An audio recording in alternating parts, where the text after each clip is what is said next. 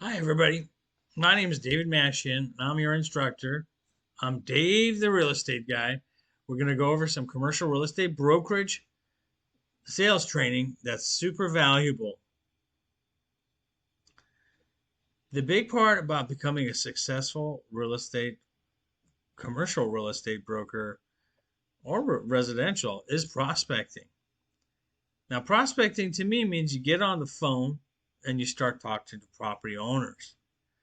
That's the most effective way of getting business. I've talked to so many people that resist this simply because they don't like it. I get it. I don't think there's anybody that really loves it or likes it going into it.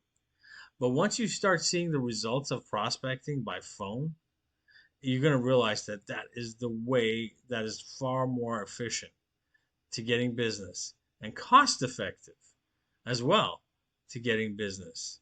So let's get into it. So now, when you get on the phone, the objective is to get a meeting. You're not trying to sell anything. You are not in a selling position yet. You want to create some relationship, some rapport. So the whole objective is to make a meeting, right? And it's critical, as obvious as this sounds, on the phone call to ask for the meeting. And it's not just a one time ask, it's a multiple time ask. If you see they're kind of wiggling out of it, the meeting, you gotta be persistent and ask in multiple ways and ask in multiple times. Get creative. Say, well, I can meet you at your property. I know you're collecting rents on the first of the month. I can meet you at your property. I used to do that, or I'll meet you at the office. I'm in that area. I'll come by. We'll get into that a little bit more down this presentation.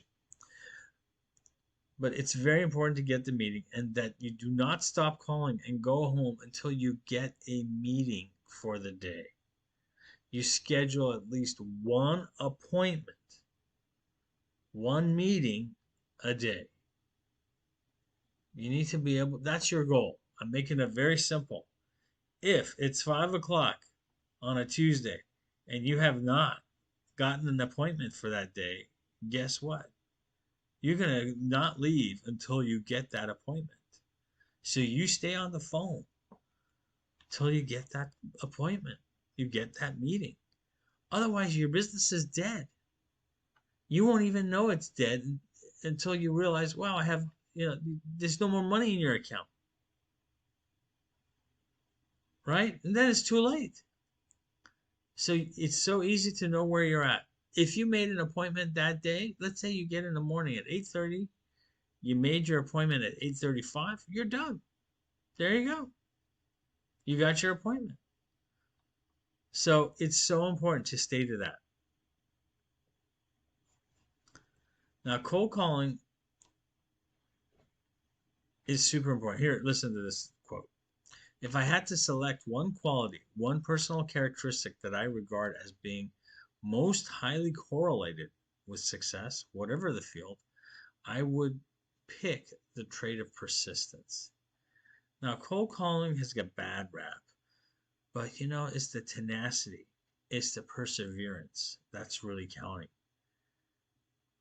And people need to be called. I mean, typically, I've heard it anywhere as 7 times that somebody needs to be called before they finally remember that it's you calling them. I've heard as much as 9. Doesn't matter. I don't know, whatever it is. Let's say it's 7 or 9 or anything in between or higher or lower. It doesn't matter.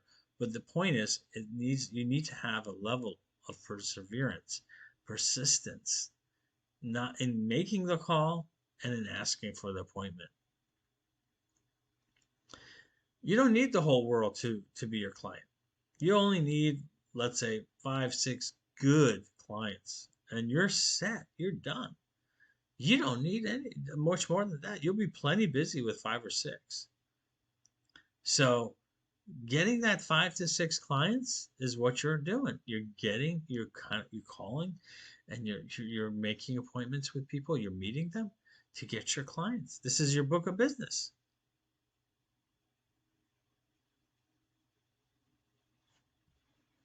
Like I said before, the cold calling objective is to get the meeting. Why? Because meeting people in person opens up possibilities. People will be more open with you in person and will tell you things that they would not have on the phone. Everything I teach here is from my own personal experience. It's not like I read a book and made a PowerPoint out of it. I have seen the transformation. Uh, it's incredible. I remember one guy I called him several times on the phone. He was so nasty and so rude. And finally, he said, "Okay, we'll meet."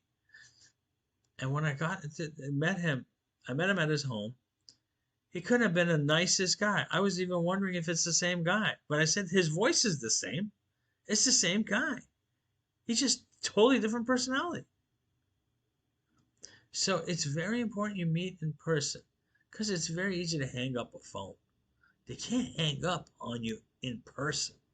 And now they know you're real. They can vibe you out. They can see who you are. Okay? This is where the rubber meets the road. Is when you meet these people. The coast is clear. I guarantee that. I'd say easily 90% of the people in the business are not doing this. It gets People get comfortable. It's very simple. Why bother if I'm already doing good? Well, maybe, your business kind of slows up. Clients come and go. So it's very important to meet in person. It's always about the meeting. What are benefits of cold calling? Number one, you develop new business. If you're starting out, that's all you got is new business. You don't have any old business, right? Number two, you save money when compared to lost time on the road, right? You're saving money. I know people who send mailers, postcards, email blasts, website, marketing, whatever, Google ads, Facebook ads, blah, blah, blah. They spend a lot of money. I'm not saying those things aren't effective. Those are effective. But this is, in my book, way more effective. In one day, you can accomplish in months what it takes for those kind of marketing to happen. And you start building your contacted networks, right? If somebody's not necessarily going to be a good client or whatever, you at least have some rapport with them. They've told you something about themselves, right? Then now you're getting market information. You're actually educating yourself when you're cold calling, warm calling, prospecting. You're getting very educated about your market. And even the people who own the properties in that area don't know what you know. Do not have the relationships, the contacts, the understanding. They don't because they haven't called. So here's some valid reasons to call. Okay. Now usually it's like kind of you get on the phone, you say, well, what am I going to talk to them about? That was my dilemma. What am I going to talk to them about? Right? To me, the best reason, it's not on this list as number one, but it's really the best reason. It's actually the last one, listings nearby. It's something I call a propertunity, right? It's a property opportunity. Everybody wants to know what's a good deal. Where's a good deal happening? Even if they're not buying, they want to know. They want to talk to you. It's a good reason for them to talk to you, right? So I literally, when I started as prospecting, I had a listing that was in the company. It wasn't even my listing. I just started literally calling. And it belonged to an agent that I was partnering up, and he was mentoring me in the business. And he already had the listing under contract. It was already in escrow. So it was already sold. But I started calling people on it anyway. They didn't know it was sold. I'm just calling them, hey, we have this listing. This is a property, typical property way I've listed. Is this something of interest? Yes, no, maybe. And then we started talking. And that's how I started creating rapport with people to meet with them. That's how things happen. Okay? So that's a opportunity. So if your office has listings, which it should, and they match your market and geography and property type and everything, you use that as a tool to lever as a reason to call. If you do none of the other one of these things and just do that, you're great. You're doing fantastic. You need to have a, satisfy people's curiosity for the next deal. There's always another deal. A lot of people are deal junkies. Even if they don't close, they're curious about the next deal. They don't want to miss that next deal. So talk to them about and tell them, hey, it's near your property on 123 Main Street, or it's half a mile away, or whatever it is. Tell them that. It's very similar to what you got. People will perk up their ears and they'll want to talk to you because this is something directly related to them. Okay, so now going to the list, what are some great reasons to call, right? Rent surveys. I used to sell apartment buildings. I used to tell them, hey, well, I'm doing a rent survey. I just want to get a sense of what you charge for 1 bedrooms or 2 bedrooms and what are the amenities. And once I finish with the survey, I'm happy to send you a copy of this, give you a copy of this survey. They go, sure, I get this for my 1 bedroom and this for that 2 bedroom, and I have a pool or I have a gym or whatever. They say, great. And people like to brag about their property. So now they're talking about, oh, I painted this and I changed this and I put a new hot water heater and I changed the management company and blah, blah, blah. And now you got them talking. Now you're creating rapport. And now they feel comfortable with you. And now we say, okay, you know what? I'm going to give you the rent survey. I should be done with it, tomorrow. Why not, I can come and drop it off by your office. I'll be in the area. I'm going to, tomorrow. What works for you, 10 o'clock or 2 o'clock? I said, okay. You said, oh, I don't want to meet. I don't want to meet. Well, you know what? We don't have to meet. I'm just going to give you the rent survey, shake your hand, give you my card, and I'm out of there. So I used to do that often. That's a very good way of meeting people. But rent surveys gets people talking. Trend reports as well. Trends have to be relevant to what's going on in the market, whether it's new development, whether it's laws, right? Traffic issues. Let's say if they're building, they're putting signalizing a new intersection or expanding the freeways or whatever is going on. Those are good things. Don't think they already know this stuff. They probably don't. They probably don't. Okay, city plans. A lot of times the cities make decisions about zoning and rezoning and what they're going to do, and the property owners are not aware of what's happening. They really are not. They're not going to these city meetings. And if you tell them what's happening, they really value that information and they're going to see that as a good reason to talk. If, on the phone and for you to create a report which leads to making a meeting, right? Crime, right? What's going on with crime? Is it getting better? Is it getting worse? Right? Demographics. What's happening? Is the income growing? Is it going down? How are jobs doing? Similarly, sales comps. If you have like CoStar, I used to have CoStar and I basically used it as a way of getting sales comps. I would pull up 3 comps and say, okay, here's properties that are similar to what you have. If you want, here, what do you think? They say, oh, I'm happy to share this with you. Oh, great. Okay, well, email it to me. Well, you know what? I'm going to be in that area. I'm just going to print it out and give it to you. And I'll give you a copy.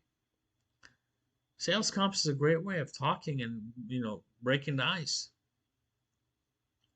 Other things of talking about is like increasing cash flow. Maybe they're not saying how they're leaving money on the table, or they kind of can make a few tweaks that could increase their cash flow. I used to sell properties in rent control areas in LA, and if I told them that city of LA allowed a higher level of rent control, as a percentage to raise the rent at a higher percentage, they would love hearing that, right? Similarly, articles. What are some interesting articles that relate to maybe the area or maybe to the type of property you're working on? Let's say it's an industrial property. What's happening with industrial space now? What are the new services and amenities, or what do trucks, what are new tenants looking for maybe for their trucks, maybe higher ceilings, for the storage facilities, robotics, etc. And events. You can tell them, hey, there's a such and such. There's a big retail event going on in Las Vegas. You may want to check it out. Right? Stats are great. Whatever kind of statistics you think. Right? Also, the velocity of transactions. Right? If the volume of transactions is going up, that tells them, well, the market's getting healthy. Or if the velocity is going down, so well, okay, the interest rates going up is kind of killing the business. You're not seeing too many transactions, and prices are gonna have to go down. Vacancies, right? It could be also occupancy, right? If something, is the vacancy going up? Is it going down? Who's moving in? Who's moving out? Is it some big box that moved in? Is it some job losses that's causing tenants to leave, right? And you can talk to them about management issues. If your company offers management, or you do, that's a good reason to call. Ask them, hey, we do this service. We can actually offer you property management at effectively no cost when we say, we pass the savings on to you for your property insurance. I used to market for a property management company, and that was the pitch. And that was a true pitch because a lot of people often overpaid for property management to the degree that, not for property management, for property insurance, to the degree that the savings by using the property management company in insurance basically paid for the property management. So now let's say their overhead's the same, but they're not paying any extra for property management, right? Because we save them so much in insurance. Financing, are the rates up? Are they down? What's in place? How are the lenders responding in this market? Some resources for them. Talking to them about their investment objectives. One of the things that sellers I found love to talk about is themselves. It's often great to say, hey, I see you're super successful. You bought this property and it looks beautiful and it sounds great. What are your investment objectives? What do you think? What's the big picture? You want to retire? You want to buy more? You want to sell? What are you thinking of doing? What are your short and long-term plans? Is it going to pass it to the kids, pass it on to the kids? Or are you going to just cash out and spend it all? All right. So, and also, ultimately, is that, hey, you had a great conversation. Let me put a face with the name. I'll come down, meet with you for 5 minutes, give you my card, and I'm off. And the last reasons is what I just talked about, is the opportunity. Listings nearby. It could be your listing. If you don't have any listing, you can obviously use market listings. It's fine to say, hey, I saw a listing that I think you'd be interested in. Or I have I have this property that I'm aware of that, that you would be interested in. People will hear about it. They don't care. They want to know about the deal. So, okay, so that's number one.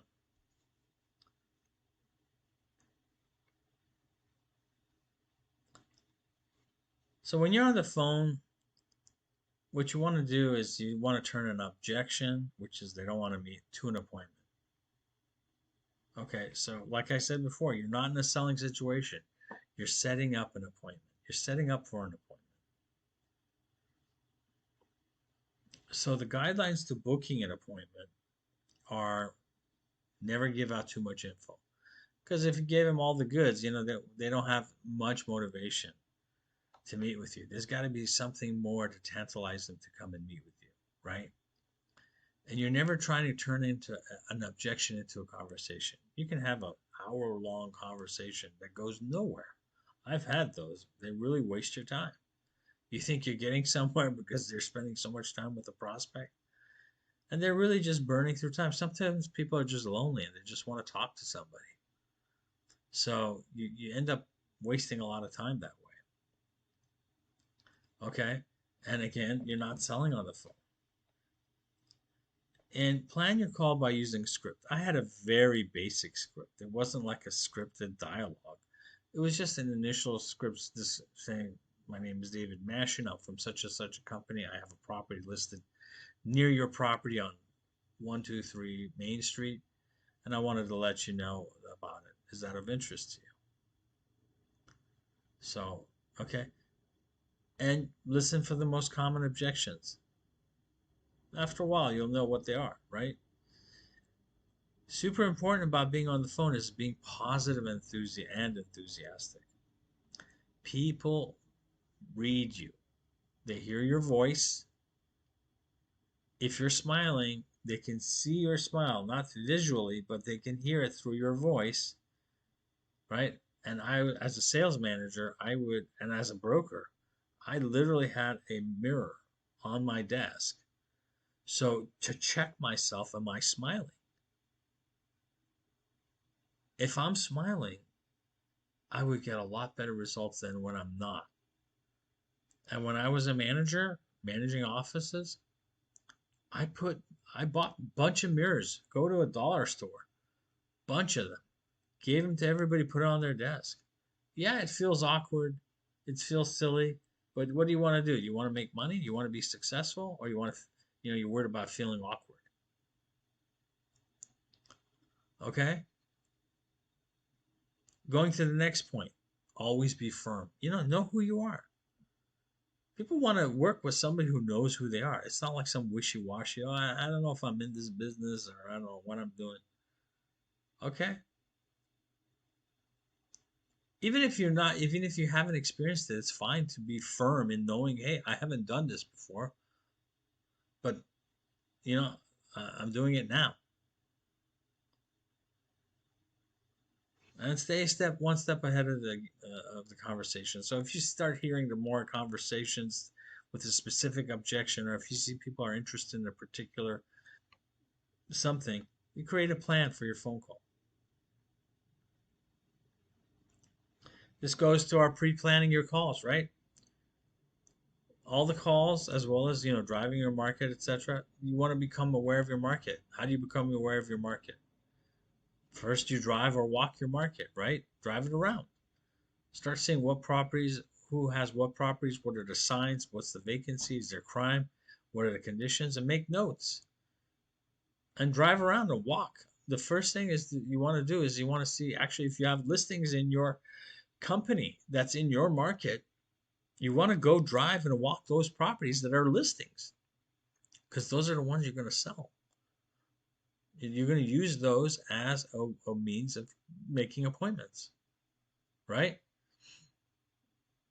You also want to be aware of new laws and developments. If you see somebody's building something near, in the area that's significant, that's going to be important to know. You want to be also aware and educated on the property.